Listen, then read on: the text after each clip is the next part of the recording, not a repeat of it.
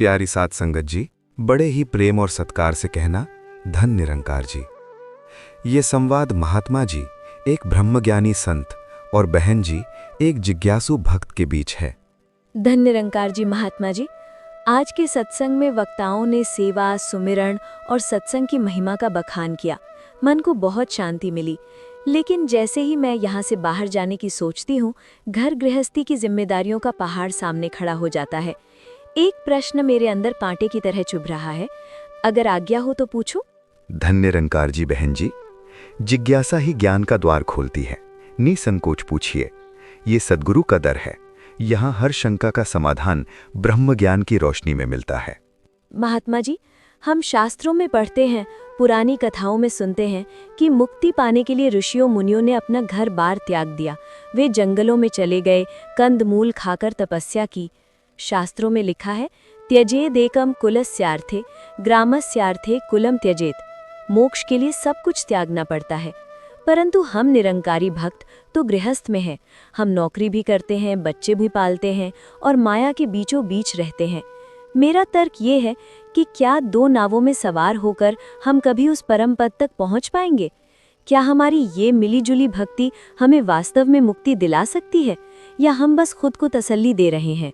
महात्मा जी गहरी सांस लेते हुए अत्यंत शांत स्वर में, बहन जी, आपका प्रश्न बहुत ही व्यावहारिक और तर्कसंगत है। लेकिन सद्गुरु बाबा जी अक्सर समझाते हैं कि हमें मुक्ति और पलायन के बीच का अंतर समझना होगा। आपने शास्त्रों का हवाला दिया, तो चलिए वहीं से शुरू करते हैं। गीता में भगवान कृष्ण ने अर्जुन से ये नहीं कहा कि धनुष बाण छोड़ दो और हिमालय चले जाओ। उन्होंने कहा, तस्मात् असक्तः सततम कार्यम कर्म समाचर, अर्थात आसक्ति को छोड़कर कर्तव्य करो। बहन जी, समस्या गृहस्थ नहीं, समस्या गृहस्थी है। संपूर्ण अवतार वाणी में शहंशाह जी ने बहुत सुंदर फरमाया है कि गृहस्थ में रह के तप कमाना ये है असली शान। कहे अवतार इसी को कहते है पूरन इंसान। अगर जंगल में जाकर ही ईश्वर मिलता तो पशु पक्षी तो सदा जंगल में ही रहते हैं। क्या वे मुक्त हो गए? नहीं। मुक्ति स्थान बदलने से नहीं, दृष्टिकोण यानी विजन बदलने से मिलती है। दृष्टिकोण बदलने की बात सुनने में तो अच्छी लगती है महात्मा जी, लेकिन व्यवहार में ये बहुत कठिन है। जब घर में क्लेश होता है, जब व्यापार में घाटा होता है, तो ध्यान निरंकार पर नहीं, नुकसान पड़ जाता है। माया हमें अपनी 1000 भुजाओं में जकड़ लेती है। कबीर जी और रविदास जी जैसे महान संत तो विरले थे। हम साधारण इंसान उस अवस्था को कैसे पा सकते हैं? महात्मा जी, आपने बहुत सुंदर संदर्भ दिया। कबीर जी और रविदास जी का एक संवाद आपके इस प्रश्न का सबसे सटीक उत्तर है। ये केवल कहानी नहीं, बल्कि एक सूत्र है जिसे सद्गुरु आज हमें समझा रहे हैं। एक बार संत रविदास जी के मन में भी यही प्रश्न उठा था। वे कबीर साहब के पास गए, जो स्वयं एक गृहस्थ थे, कपड़ा बुनते थे, बाजार में बेचते थे। रविदास जी ने पूछा, कबीर, ये भोले भक्त सत्संग में तो तू ही निरंकार जपते हैं, लेकिन घर जाते ही माया में डूब जाते हैं। क्या गृहस्थ की साधना कभी पूर्ण होगी? तब कबीर साहिब ने अपना करघा नहीं रोका। वे कपड़ा बुनते रहे और मुस्कुराकर बोले, रविदास, तुम मुक्ति को जंगल में खोज रहे हो, जबकि मुक्ति मन में है। समस्या ये नहीं है कि हाथ क्या कर रहे हैं, समस्या ये है कि मन कहाँ टिका है। और फिर कबीर जी ने वो महावाक्य कहा जो आज हर निरंकारी महात्मा के लिए जीवन का आधार होना चाहिए। हाथ काम मुख राम है, हृदय सांची प्रीत। कहे कबीर तादास सो, कबहू न माने हित। अर्थात हाथ कर्म कर रहे हो, मुख प्रभु का नाम ले रहा हो और हृदय में ये भाव हो कि ये सब इस निरंकार का है। हाथ काम मुख राम है, ये रटने में तो आसान है महात्मा जी, लेकिन तर्क ये है कि मन एक समय में एक ही जगह हो सकता है। विज्ञान भी कहता है कि हम मल्टीटास्किंग नहीं कर सकते। जब मैं अपने बच्चे को पढ़ा रही हूँ या ऑफिस की फाइल देख रही हूँ, तो मेरा 100% ध्यान वहाँ होता है। उस वक्त निरंकार कैसे याद रहेगा? क्या ये पाखंड नहीं हो जाएगा कि काम दुनिया का कर रहे हैं और दिखावा भक्ति का? बहुत सुंदर तर्क है। यहीं पर हमें ब्रह्म ज्ञान की सूक्ष्मता को समझना होगा। बहन जी, ध्यान देने और एहसास रखने में फर्क है। एक उदाहरण देखिए, एक माँ अपने बच्चे को सुला रही है, साथ में वो स्वेटर भी बुन रही है और टीवी पर समाचार भी सुन रही है। उसके हाथ चल रहे हैं, कान समाचार सुन रहे हैं, लेकिन उसके मन के एक कोने में हर पल ये एहसास बना हुआ है कि मेरा बच्चा सो रहा है, कहीं वो जाग न जाए। उसे ये बार बार जपना नहीं पड़ता, ये उसके सबकॉन्शियस यानी अवचेतन में बस गया है। ठीक इसी तरह सद्गुरु हमें ये नहीं कहते कि ऑफिस में काम करते वक्त आप आंखें बंद करके समाधि लगा लें। नहीं, सद्गुरु कहते हैं सुमिरन का अर्थ है एहसास। जब आप ऑफिस में फाइल साइन करें तो ये भाव यानी एहसास हो कि ये कलम चलाने की शक्ति भी इस निरंकार निधि है, मैं केवल एक निमित्त यानी इंस्ट्रूमेंट हूं। उपनिषदों में कहा गया है ईशावास्यमिदं सर्वम, ये सब कुछ ईश्वर का आवास है। जब आप ये मान लेती हैं कि घर निरंकार का है, बच्चे निरंकार की अमानत हैं और मैं केवल एक केयर टेकर यानी ट्रस्टी हूं, तो फिर त्याग की जरूरत ही नहीं रह जाती, क्योंकि जो चीज आपकी है ही नहीं उसे आप त्यागेंगे कैसे। त्याग तो उसका होता है जिस पर हम ममत्व यानी मेरापन रखते हैं। बहन जी, गहरी सोच में डूबते हुए, यानी आप कह रहे हैं कि मुझे घर नहीं छोड़ना बल्कि घर के प्रति जो मेरापन है उसे छोड़ना है, ट्रस्टीशिप का भाव। ये तर्क तो समझ में आता है, लेकिन महात्मा जी जब हम व्यवहार में उतरते हैं, मान लीजिए कोई ग्राहक दुकान पर आया या ऑफिस में बॉस ने डांट दिया, उस क्षण क्रोध आता है, लोभ आता है, उस वक्त ये ट्रस्टी वाला भाव गायब हो जाता है और मैं यानी ईगो सामने आ जाती है। उस मोमेंट ऑफ एक्शन में हम निरंकार से कैसे जुड़े रहें?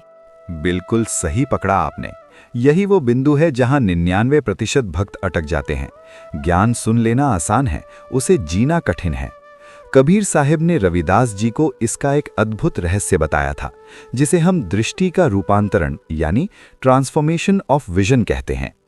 कबीर जी ने कहा था कि जब कोई दुकानदार दुकान पर बैठता है तो वो केवल लाभ हानि देखता है, इसलिए वो माया में है। लेकिन अगर वो ये सोचे कि मेरी दुकान पर जो ग्राहक आया है वो भी इसी राम यानी निरंकार का रूप है, मैं उसे सामान नहीं दे रहा, मैं प्रभु की सेवा कर रहा हूं, तो उसका सामान बेचना भी पूजा बन जाएगा। संपूर्ण अवतार वाणी में आता है, कहे अवतार यही है भक्ति, हरदम इसका ध्यान रहे, चलते फिरते खाते पीते अंग संग ये भगवान रहे। आपको अपने कर्म को पूजा में बदलना है। देखिए बहन जी, पानी में कमल रहता है, वो पानी के बीच है, पानी से ही पोषण लेता है, लेकिन पानी की बूंद उस पर टिकती नहीं। जैसे जल में कमल निराला, ऐसे बाबे की है माला। सद्गुरु हमें वाटरप्रूफ बनाना चाहते हैं। संसार में रहो पर संसार को अपने अंदर मत आने दो। बहन जी, चेहरे पर चमक के साथ संसार में रहो पर संसार को मन में मत आने दो, ये बात अब थोड़ी स्पष्ट हो रही है। मतलब मुझे भागना नहीं है, बस भीगना नहीं है। परंतु महात्मा जी, एक आखिरी अड़चन है इस पहले पड़ाव में। तर्क ये है महात्मा जी कि अगर मैं कोशिश करूं कि मुझे अहंकार नहीं करना है या मुझे विनम्र बनना है, तो ये कोशिश कर कौन रहा है? ये भी तो वही मैं ही है ना। जैसे चोर ही पुलिस की वर्दी पहनकर खुद को ढूंढ रहा हो। अगर मैं ही मैं को मारने की कोशिश करेगी तो वो तो और मजबूत होकर त्यागी या धर्मात्मा के रूप में वापस आ जाएगी।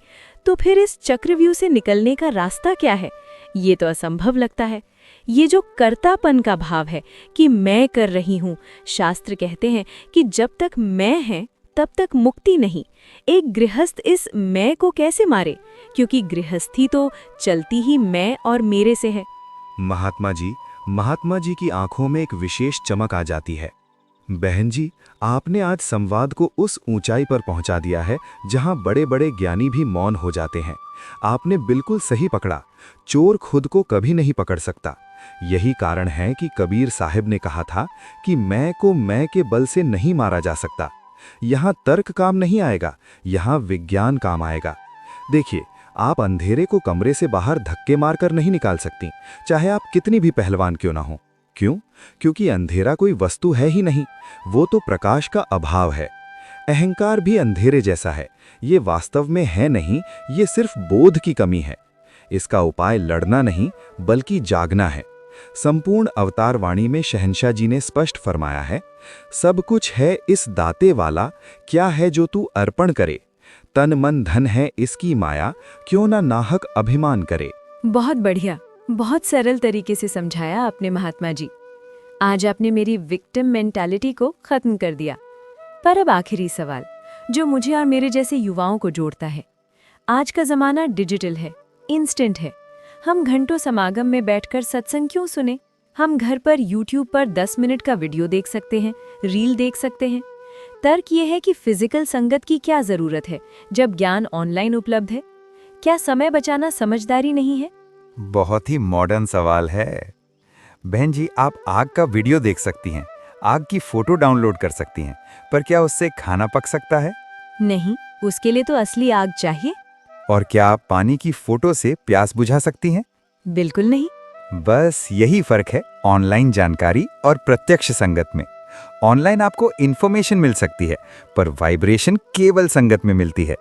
जब हम साथ संगत में जाते हैं तो वहां हजारों भक्तों की सकारात्मक ऊर्जा होती है। वहां हम सिर्फ सुनते नहीं, हम महसूस करते हैं।